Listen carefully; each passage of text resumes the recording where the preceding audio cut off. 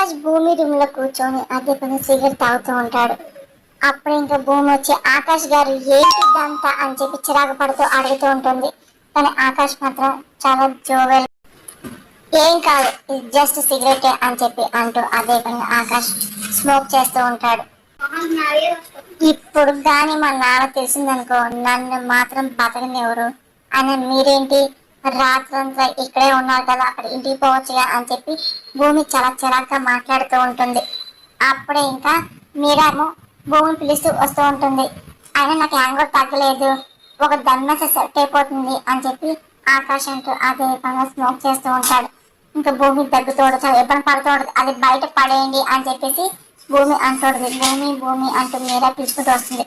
ఒక్కసారిగా మాట భూమి షాక్ అయిపోయి అయ్యో అత్తయ్య వస్తుంది, ఇప్పుడు అత్తయ్య చూసారనుకో అత్తయ్య నోట్లో ఏ విషయం ఆగదు అని భూమి భయపడుతుంది. అప్పుడే ఇంకా ఆకాశ్ వచ్చి తను తాగుతున్న సిగరెట్ వెళ్ళి భూమి నోట్లో పెట్టేసి కట్టె తీసి వెళ్ళి కామ్గా దాక్కుంటాడు.